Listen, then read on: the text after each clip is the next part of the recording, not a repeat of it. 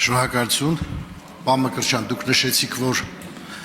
պահպանվող անձը պետք է շրջի 1 մեքենայով եւ 3 թիկնապահով, այդ թվում վարորդ թիկնապահով։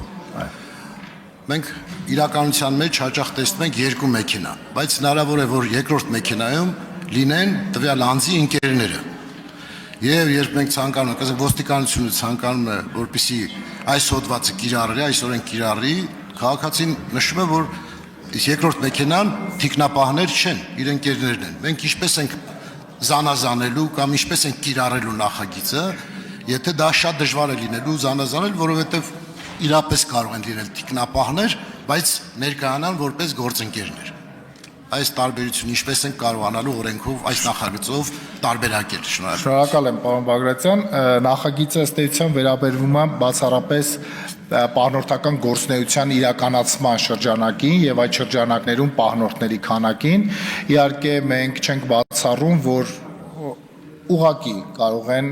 2 կամ 3 տրանսպորտային միջոց եւ դրանցում ընկերներ կամ ընտանիքով շրջագային։ Սա այլ հարց է, եթե մենք այս շարասյուներում կտեսնենք վտանգ կամ կասկած, որևիցե իրավախախտման կամ հանցագործության առերևույթ հատկանիշներ կտեսնենք այս գործողություններում, այլ գործիքակազմերով մենք ուրեմն այսպես ասած կհակազդենք այս իրավիճակին, այս նախագիծը վերաբերում է բացառապես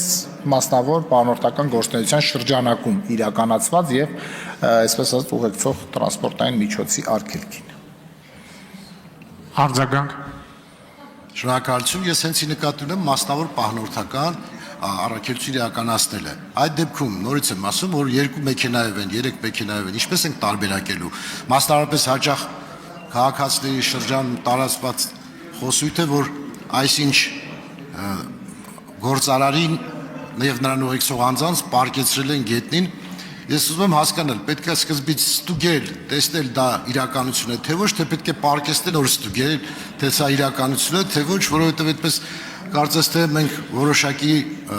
սխալներ ունենք, որ ճիշտ կլինի, որ նախ հասկանանք ովքեր են, վերջում ընտանիքի անդամներ են լինում, բարձր ընտանիքի անդամների ներկայությամբ, երեխաների կանանց ներկայությամբ որոշակի մարդկանց իսկապես դժվար վիճակի մեջ է դրվում։ Այս կարգավորումը մենք կարող ենք օրենքի լրացում անելով կարգավորել եւ կարգավորում է օրենքը դա թե ոչ։ Շնորհակալ եմ։ Ըստ էության ձեր նկարագրած իրավիճակը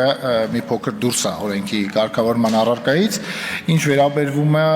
ստուգել առաջնահերթություններին, կարծում եմ ընթացիկ իրավիճակում պետք է ստուգել,